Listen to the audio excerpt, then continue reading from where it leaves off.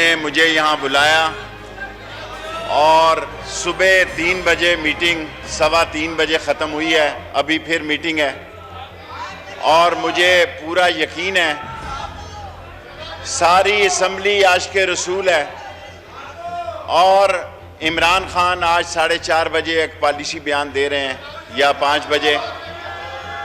मैं आपको यकीन दिलाता हूँ अल्लाह बड़ा है और हम नामूसे रसालत पर किसी सूरत में भी लब्बैक से पीछे नहीं है। हम कलमा तैयबा और ख़त्म नबूवत में इस असम्बली में हमने पास करवाया है, लेकिन इस पाकिस्तान की हिफाजत के लिए, इस पाकिस्तान के दिफा के लिए, इस पाकिस्तान की सालमियत के लिए और जो पाकिस्तान की वफा के लिए आज एक पॉलिसी बयान 4:30-5 बजे इमरान खान देंगे और अगर 2 दिन बाद अगर मुझे फिर इजाज़त दें, शाम हमारी फिर मीटिंग है, मैं और नूरुल्लाह कादरी सीधे यहाँ से जाएंगे। अच्छी खबरें होंगी, बेहतरी की खबरें होंगी, पाकिस्तान की सलामती और नामूसे रसालत और ख़त्म नबूवत की खबरें होंगी और मैं आपका मशकूर हूँ, आपने मुझे बुलाया और नूरुल्लाह कादरी साहब एक तफसीली बयान देंगे। Thank you very much. जी, नूरुल हक कादरी साहब। बिस्मिल्लाहिर्रहमानिर्रहीम, बिस्मिल्लाहिर्रहमानिर्रहीम। एक minute, hold on please. Naveed Qamar साहब, एक मिनट। चूंकि मैं देता हूँ आपको, कल चूंकि मैंने उस दिन रूलिंग दी थी कि ये आके पॉलिसी स्टेटमेंट दे दे, उस दिन भी बात हुई थी, आपने भी बात की, सबने बात की थी। जी राजा साहब प्लीज। राजा साहब। जनाब स्पीकर, बात करने दे, बहस करने दे, बाहर भी पाबंदी तो इधर भी। जी प्लीज। जनाब स्पीकर। जी राजा जी ठीक, जी प्लीज। जी प्लीज बात कर लीजिए। आपको बात करनी चाहिए, आपको भी बात करनी चाहिए। जी प्लीज। जनाब स्पीकर, इस वक्त मुल्क में जो कैफियत है, आज हम एक्सपेक्ट कर रहे थे, होना तो ये चाहिए थे कि जुमे के दिन जो इजलास हुआ उसमें गवर्नमेंट की तरफ से पॉलिसी बयान आता, वजीर दाखिला यहाँ पे खड़े होकर अवामी नुमाइंदों के सामने जो है वो पॉलिसी बयान देते, उस पर फिर अरकान जो हैं वो अपना इजहार करते, अपने ख्यालात का इजहार करते, कोई तजावीज़ आती। हालत ये है जनाब स्पीकर इस वक्त कि मुल्क में मीडिया के बिल्कुल ब्लैकआउट और सारा मुल्क अफवाहों के जो है वो जद में है, किसी को कुछ पता नहीं क्या हो रहा है और वजीर दाखिला ने जो आकर बयान दिया है वो आपके सामने, मैं समझता हूँ वो इस ईवान की तौहीन करके चले गए हैं। अगर वजीर आजम ने 4:30 बजे तकरीर करनी है तो वजीर आजम ने यहां आकर करनी चाहिए थी तकरीर। He is responsible to this house. जनाब स्पीकर, ये क्या कहा है वजीर दाखिला ने कि आपने मुझे बुलाया और मैं आ गया? जनाब स्पीकर, इस वक्त हालत यह है पूरे मुल्क में कि हुकूमत की नाअहली की वजह से, नाकामी की वजह से, ना तजर्बाकारी की वजह से भाई भाई के साथ लड़ रहा है और मुल्क को हम एक ऐसी सिमत लेके जा रहे हैं जो बहुत खौफनाक है। क्या इनकी अकल में यह बात नहीं आ रही? ये यहां अपनी सियासत जो है वो उस पर बात करने आते हैं, एक दूसरे पर जिम्मेदारी डाल रहे हैं। वजीर दाखिला कहता है कि कादरी साहब बयान देंगे।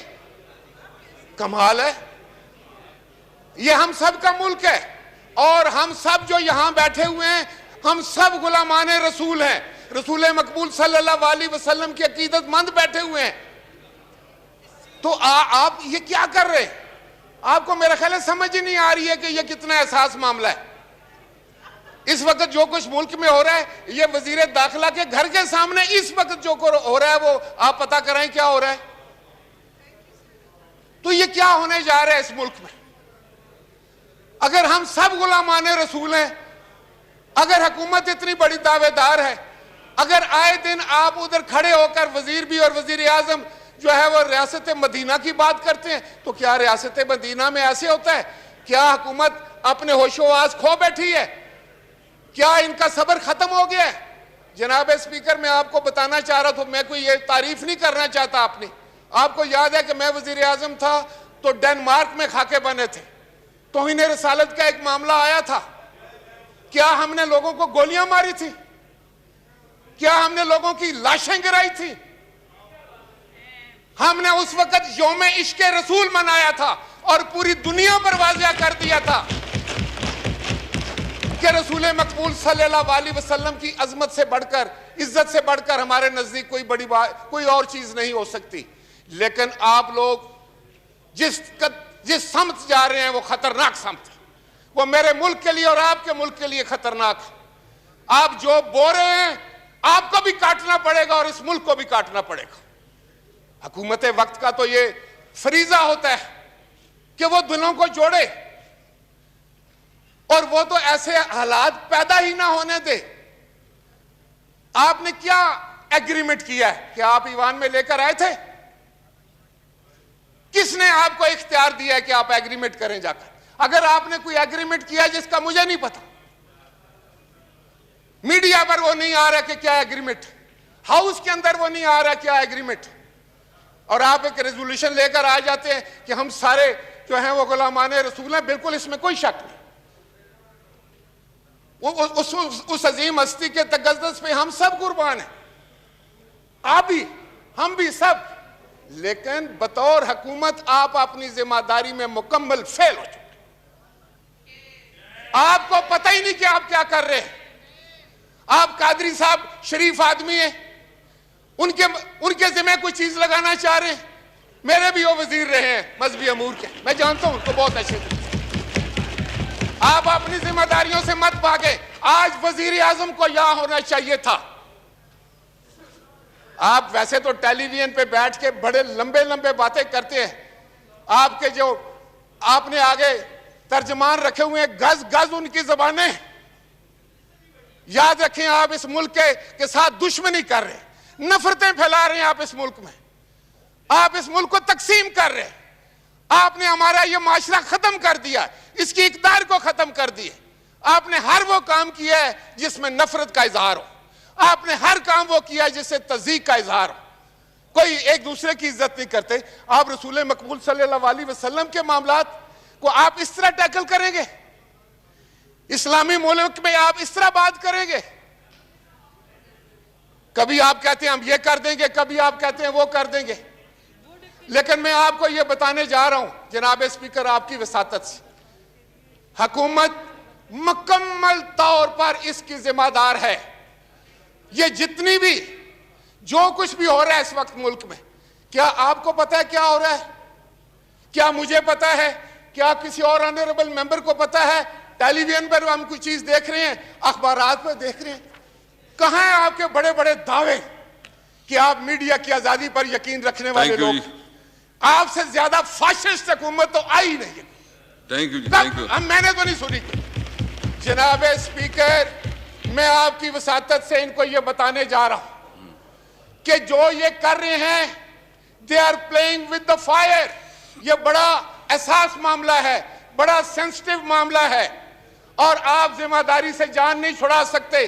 आज यहां वजीर आजम को होना चाहिए था। अगर वो नहीं तो वजीर दाखिला ने क्या बयान दिया आपके सामने? जनाब स्पीकर, आप रूलिंग दे, क्या उसने कोई पॉलिसी बयान दी है? और अभी आप कादरी साहब से कह रहे हैं कि वो एक तफसील से बात करेंगे और 4:30 बजे वजीर आजम बात करेंगे। ये हाउस किसके लिए है? ये पार्लियामान किसके लिए है? पार्लियामान को जवाब दे वजीर आजम। इन्हीं बातों की वजह से मैं आपको ये बताने चाहता हूं कि you are pursuing wrong ideal, you are going on wrong path, और ये मुल्क के लिए ठीक नहीं है। आप मुल्क के साथ दुश्मनी कर रहे हैं।